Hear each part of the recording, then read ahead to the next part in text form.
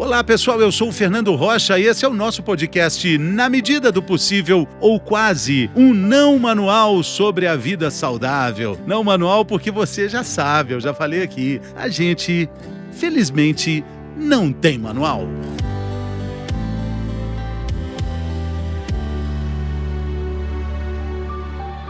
Óleo de canabidiol. Esse é o título do episódio dessa semana. Eu sei, você já deve ter ouvido falar sobre o uso desse óleo para algumas questões ligadas à ansiedade, insônia, diversos outros transtornos. A lista é imensa, mas você deve ter se perguntado, será que serve para mim? Será que serve para você? E afinal de contas, outras perguntas são muito pertinentes. Afinal, óleo de canabidiol é maconha? Pode causar dependência? Dá para comprar na farmácia? Precisa de que tipo de receita? Bom, quem responde essas e outras perguntas no episódio dessa semana é um estudioso no assunto, sabe muitas coisas sobre esse tema, estuda isso há muitos anos. É o Dr. Pedro Pierro, neurocirurgião funcional, especialista em dor, transtornos de movimento, epilepsia, cirurgia psiquiátrica e também um pioneiro na prescrição de remédios à base de canabidiol. Bem-vindo, Dr. Pedro, que alegria ter o senhor aqui, tudo bem? Tudo, eu que agradeço o convite, Fernando, é sempre um prazer enorme estar conversando com você, participando do seu programa e trazendo a informação para a sua audiência. Obrigado pelo convite. Dr. Pedro conversa conosco no intervalo ali da participação dele no Congresso Brasileiro da Dor. Dr. Pedro entende que o uso medicinal do óleo de canabidiol, enfim, dos derivados da cannabis sativa, sempre teve relação com a dor. Aliás, eu já vi o Dr. Pedro falando dessa relação de nós, seres humanos, com a planta a cannabis há mais de 12 mil anos, né, Dr. Pedro? Isso mesmo, a gente já encontrou fósseis da planta há 12 mil anos atrás, né, mostrando ali na região da Ásia Central, mostrando da utilização dela durante todo esse período. Há 5 mil anos, junto com a invenção da escrita, a gente já tem os primeiros relatos, né, por escrito do uso dela da sua forma medicinal. Então agora a gente tem o privilégio de se reencontrar com essa medicina, né? A nossa sociedade, a nossa geração tem essa prerrogativa, né, doutor Pedro? A gente tem diante de nós todos a possibilidade de avançar em temas tão importantes quanto controle da dor, insônia, transtornos mentais. Perfeito, né? O primeiro remédio alopático que foi desenvolvido no mundo foi a aspirina, ali em 1800 alguma coisa, que era uma alternativa às medicações fitoterápicas, ou as medicações, vamos chamar assim, caseiras, né? E depois esse termo mudou ao longo dos anos. O alternativo é que passou a ser o fitoterápico, as medicinas mais naturais. E hoje, né, a gente observa aí um movimento espontâneo das pessoas justamente do contrário, né, em voltar a essa medicina menos alopática, mais natural. Né? Não é uma competição, a gente sabe que a gente precisa dos remédios alopáticos, sem sombra de dúvida, né, mas simplesmente assim, começar por onde? Pelo aquilo que é mais químico, por aquilo que é mais natural. É isso que a gente observa. Doutor, como vamos aprender a falar então, né, a forma politicamente correta, porque existem muitas nomenclaturas. O que a gente fala? Canabidiol, óleo. Canabidiol o óleo já está na palavra, né? Maconha, cannabis, THC, nessa sopa de letrinhas, como é que a gente se orienta? Então, Fernando, isso daí é uma coisa que você sabe muito bem, né? A comunicação é uma ferramenta muito importante. É tudo a mesma coisa. Maconha, cannabis, diamba, fumo de Angola, tudo isso é a mesma planta, né? Quando a gente se refere do ponto de vista científico e medicinal, a gente adota a palavra cannabis, simplesmente por isso. Na planta da cannabis, Fernando, é como se ela fosse uma enorme caixa de ferramentas. A gente tem ali dentro diversos componentes químicos que são chamados canabinoides. Os canabinoides, eles fazem conexão com o receptor que nós temos no nosso corpo, né, que são os receptores canabinoides, né? E por que nós temos esses receptores no nosso corpo? Porque nós produzimos canabinoides, a gente produz substâncias muito parecidas com essas que nós encontramos na planta. O canabidiol é uma delas, assim como o THC, né, o canabidiol CBD, assim como o THC, o CBN, CBC, CBG, são ferramentas, são moléculas produzidas pela planta e cada uma delas, Fernando, tem uma ação diferente e trata um sintoma diferente no nosso organismo. E aí a gente precisa entender o que é melhor, né? Por exemplo, CBN talvez seria melhor para a insônia, a ansiedade. Quem vai dizer isso é o médico, doutor? Sim. Na verdade, né, a gente tem esse conhecimento, que não é um conhecimento exclusivo da classe médica. Cada vez mais as pessoas elas estão tomando conta do seu tratamento, elas estão assumindo essa responsabilidade junto com o médico. Então, o CBN, como você bem disse, o canabinol, ele é o canabinoide que a gente usa para insônia.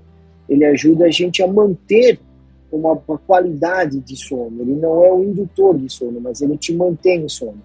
Já o CBD, o canabidiol, é excelente para a ansiedade, é o principal canabinoide no controle da epilepsia. Fernando, se você me permite contar uma passagem histórica, né, as pessoas falam assim, nossa, mas isso é tudo tão novo, né? Fernando, o primeiro estudo feito no mundo para epilepsia de forma multicêntrica foi feito no Brasil na década de 80. Envolveram 3 universidades. O professor Elisardo Carlini, da Escola Paulista de Medicina, o professor São Vito, da Santa Casa de São Paulo, e o professor Rafael Michula, da Universidade Hebraica de Jerusalém.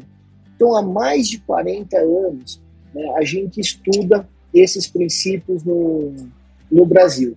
Né? E daqui, a pesquisa do CBD começou no Brasil e hoje ele é o canabinoide mais estudado no mundo. Interessante, né, que é também, quando a gente fala do controle de epilepsia, a luta de famílias é muito importante, esse movimento, né, que parte de uma rede de apoio de familiares que lutam contra a epilepsia, que entendem que o remédio é um controle muito eficaz. Isso essa luta derrubou barreiras jurídicas que pareciam intransponíveis, né, doutor? Com certeza. Tem uma frase, né, de Chico Xavier, que ele fala que oração de mãe arromba a porta do céu. Essas mães mostraram que oração de mãe arromba a porta do Supremo Tribunal Federal, do Senado, do Congresso, de quem for. Né? A gente não tomou conhecimento dos estudos, né, da cannabis por conta das evidências científicas. A gente tomou conhecimento da luta dessas mães, né, que na busca de um horizonte melhor para seus filhos, de uma forma melhor de tratamento, elas não se omitiram, né, e aí, se hoje nós estamos aqui conversando, Fernando, é graças à luta dessas mães. Muito bacana, mas ainda falta a disseminação da informação de uma maneira mais ampla, não é? Eu tenho certeza que quem está acompanhando esse episódio, aqui agora, ouvindo a gente, deve estar pensando, mas como é que eu tenho acesso a essa medicação de forma segura? Eu tenho sintomas de insônia, ansiedade,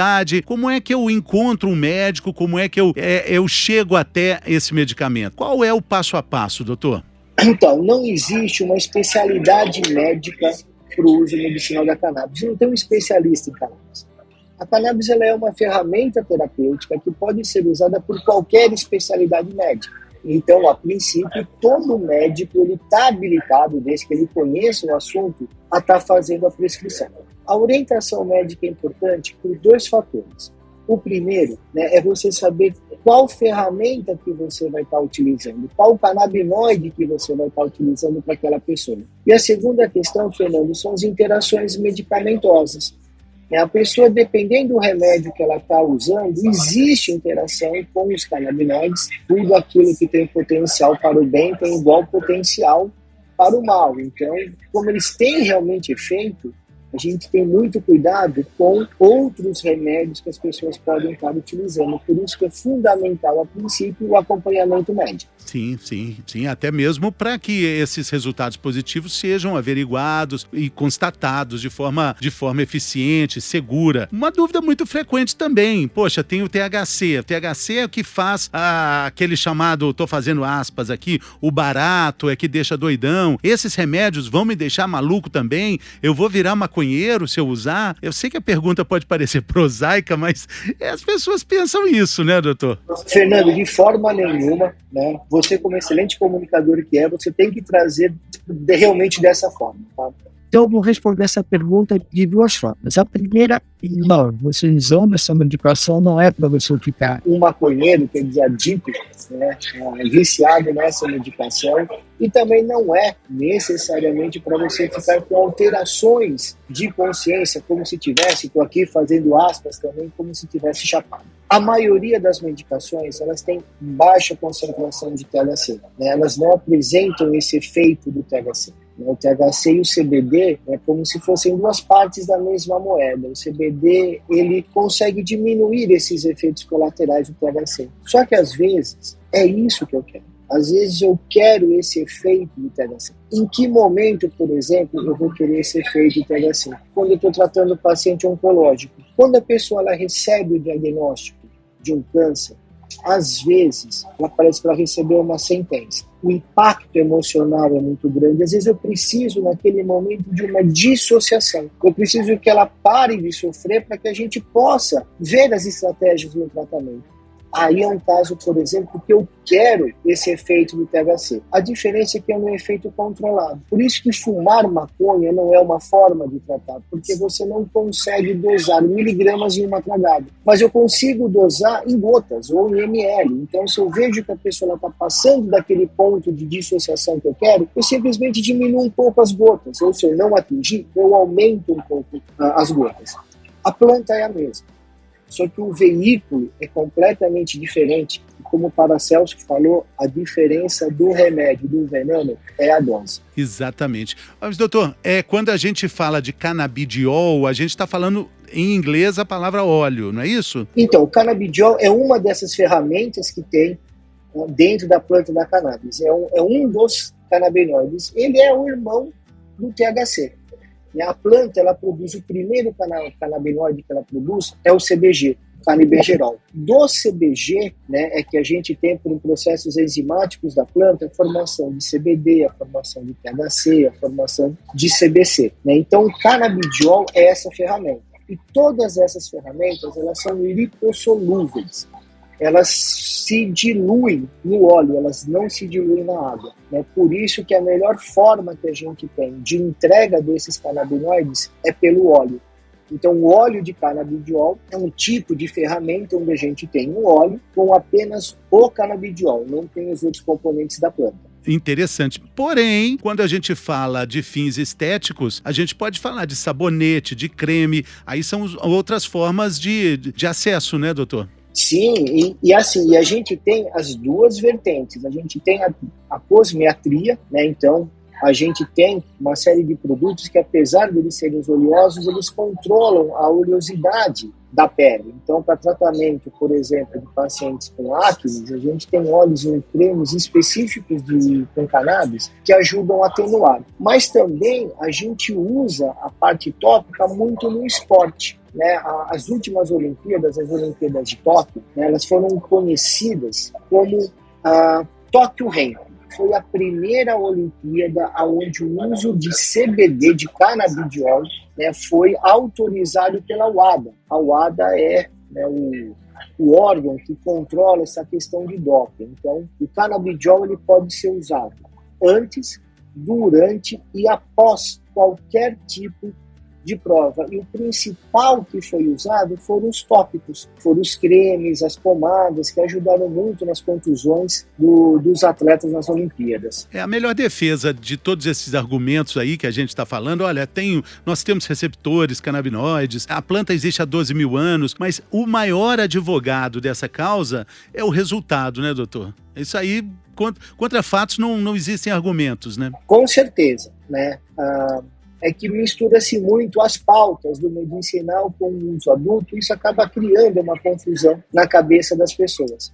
Mas a gente tem outros exemplos na medicina muito semelhantes, por exemplo, a morfina. A morfina é um excelente remédio para dor, é considerado como o padrão ouro do tratamento de dor. Né? E a gente produz endorfinas endógenas, as endorfinas. A morfina também é derivada de uma planta, da papoula. E essa mesma planta faz também um metabólico, faz também uma droga muito ruim que é a heroína.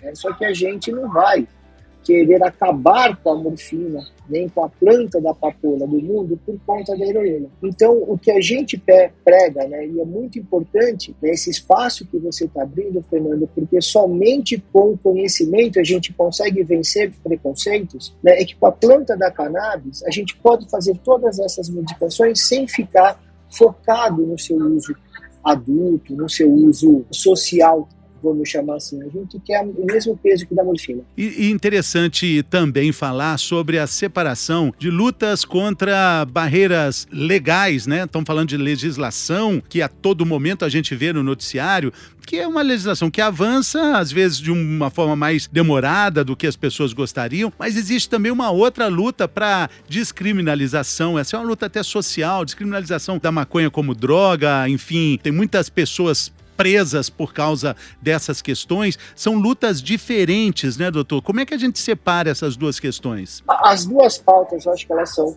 muito verdadeiras. Eu não tenho muito conhecimento, né, dos argumentos da pauta mais do uso social, mas é uma coisa que a gente precisa realmente olhar com uma atenção maior. A quantidade de pessoas que foram presas por conta de pequenos portes de maconha é uma coisa que chama a atenção.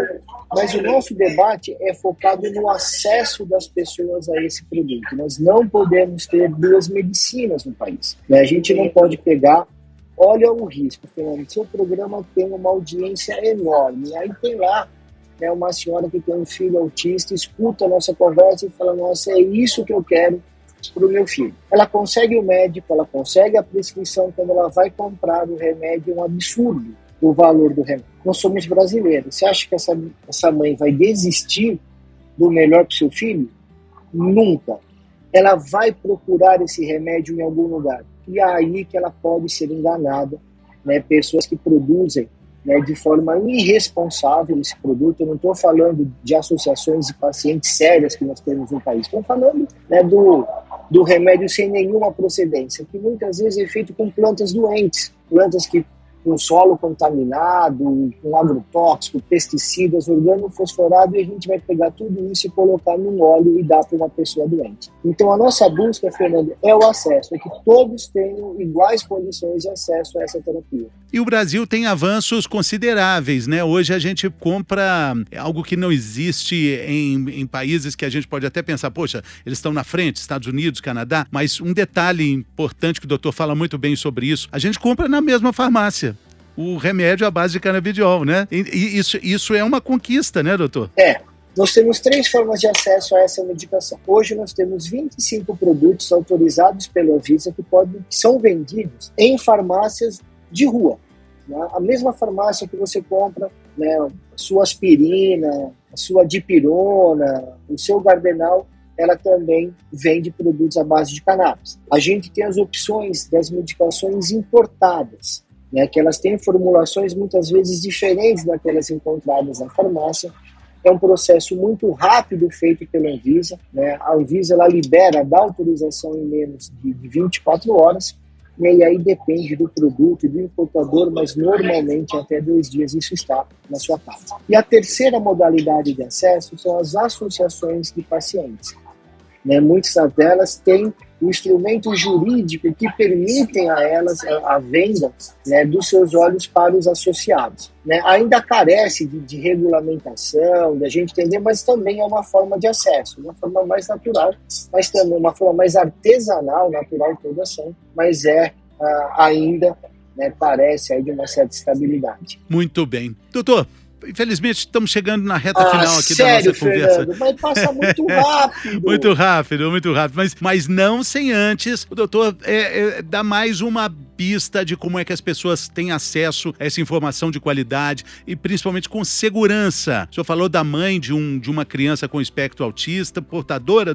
da TEA, né, do transtorno do espectro autista, mães que sofrem na luta contra filhos com epilepsia, glaucoma. A lista, se a gente for falar, vai ficar até amanhã de manhã, de tarde falando. Mas como é que a gente acha esse acesso, esse caminho? Como é que a gente acha esse médico que vai dar a receita, que a gente vai levar na farmácia e vai comprar o remédio?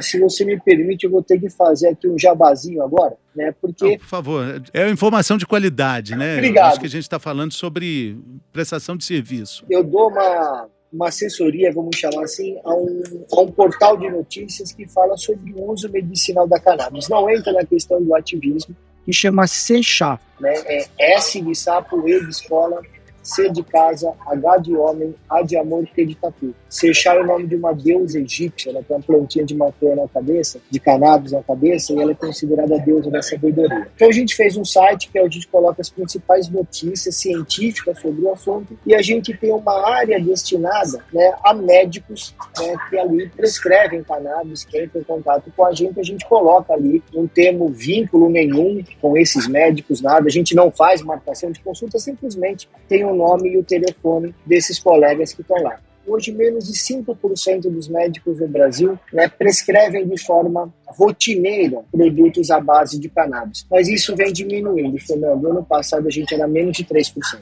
Muito bem, seguimos na torcida. Tá aí então, mais informações para achar as informações do Dr. Pedro Pierro no @Sechá. A gente já falou SECHA. Doutor, muito obrigado, sucesso na luta, na jornada, e vamos em frente aí, porque tem muitas coisas para serem faladas e muitas formas da gente divulgar esse remédio precioso, que não é a cannabis, é a informação. Exatamente. Esse é o mais melhor importante. Remédio. O remédio é informação, e é isso que a gente busca, né, em programas como o seu. Foi um prazer enorme, é isso, né, aí, ter essa conversa com você, Fernando. Pô, obrigado, valeu. Você tá sensacional. Muito obrigado, doutor. Muito obrigado também pela sua companhia. A gente fica por aqui, mas semana que vem tem mais. Saúde!